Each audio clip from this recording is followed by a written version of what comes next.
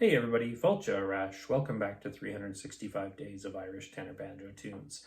Today is day 56. We're going to be playing a reel in D today called The Sailor on the Rock, number 250 in the big book of 365 Irish Tunes. What Banjo Buddy? It's what I'm using in this series. So if you're just catching this for the first time, it was my New Year's resolution to pick up and play the banjo at least once a day, and I thought a cool way to do that would be to record a tune and post it on YouTube, and it makes me highly accountable to do this. I am just a beginner, but some people have said they found that useful because I play so slow. So it's the weekend, and normally I would take some time to play something that requires a little more time for me, although it has been a busy weekend. I was looking into playing a slide. And then when I started to look them up online, I see that Enda Scahill has just put out a new video on slides.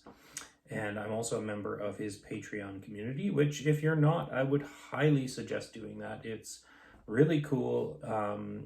He puts out the free videos on YouTube, but there's way more depth on his Patreon page where you get the sound slice videos that go with it. So they're notated and kind of scrolls through, and he plays, like all kinds of different versions, simple with ornamentation, with chords, things like that.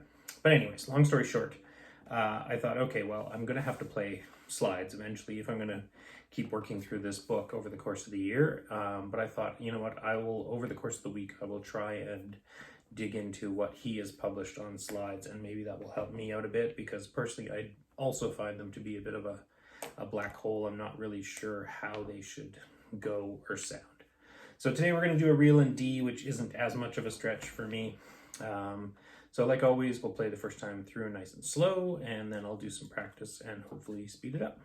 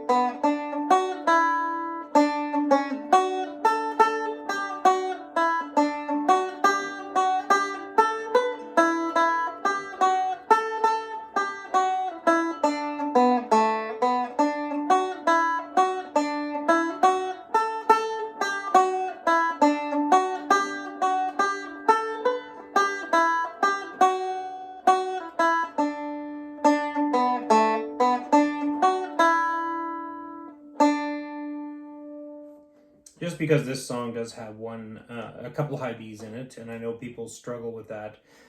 This one in particular is a pretty easy one to reach that high B because it comes right off the 5th fret, or your A.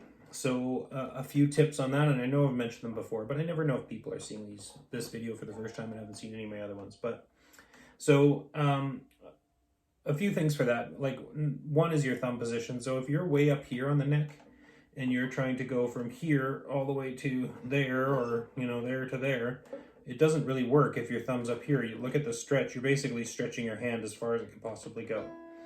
Whereas if your thumb is more down around this range, then it's easier. And what I find is, when I learned just from a book, it said, basically your first finger is for frets 1 and 2, next one is for 3 and 4, this one is for 5 and 6, and your pinky is for 7. So I find if my thumb is here, and I've got my ring finger on the 5th fret, I find it pretty easy just to pivot. So I do a little slide with the thumb and just pivot to there. And I find that pretty easy. I definitely find it easier than trying to change to using this one as my 5th and then doing that. So I tend to keep my fingers where they're supposed to be, according to this book I read. and then just go like that. And I find it pretty easy, especially coming off the 5th.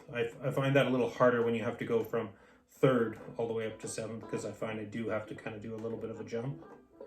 Whereas here I can just sort of stretch the pinky out, and then I'm either back to the 5th or whatever the other note is. So anyways, just a quick tip.